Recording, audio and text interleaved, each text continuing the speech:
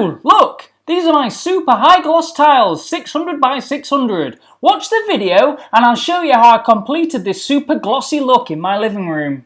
So I got a big tub of tile adhesive, a tile adhesive spreader, some 2mm tile spacers and a spirit level. I started by finding the center point in my living room.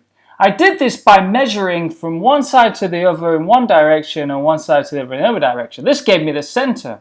I then spread tile adhesive on this center spot and put in my first tile.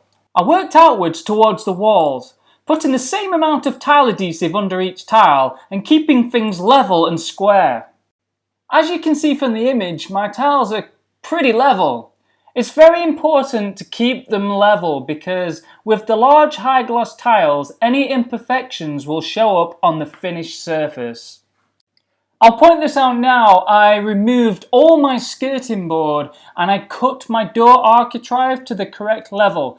So the tiles would sit directly underneath the architrave and I would then replace the skirting board with new skirting board or then fasten back on the original skirting board that you removed.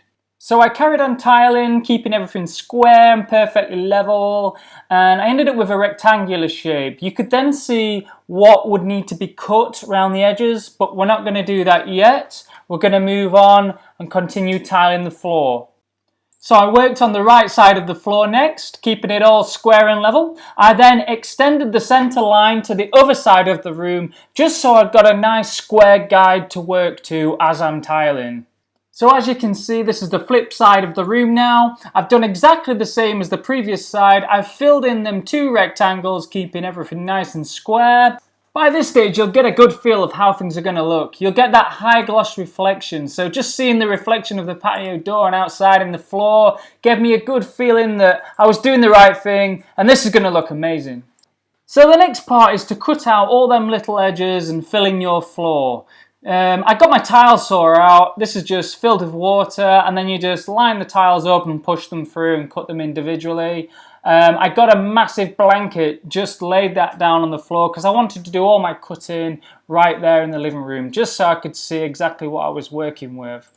Because my living room was quite square and I'd laid the tiles correctly and measured my floor, a lot of the cuts and edging, it was all the same width, so I found this pretty straightforward and it made life a lot easier. So once your tile adhesive is set and everything's fixed in place, remove the tile spacers and get some grout. I used a dark grey, similar to the colour of my tiles, because I didn't want the grout to stand out that much. I wanted it to look like a solid floor.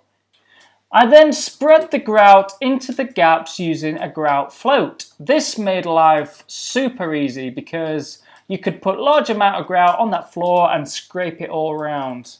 Press the grout firmly into the cracks and then wipe away the excess with a grout sponge. You'll need a large bucket of water to wash this sponge as well because you'll remove quite a lot. Be careful not to scrape the grout out of the cracks though, you're just taking it off the surface, leaving you with a nice smooth line as you can see here in the image. I used some instant grab adhesive to stick the skirting board onto the wall. And there we go, our finished gloss floor! Wow, I'm so impressed! I love the shine and reflection of things in it. I like how the light catches it. There's no smudges, there's no slippiness, zero maintenance. Love it. Please subscribe, ring that bell, and watch out for the next video. Thank you.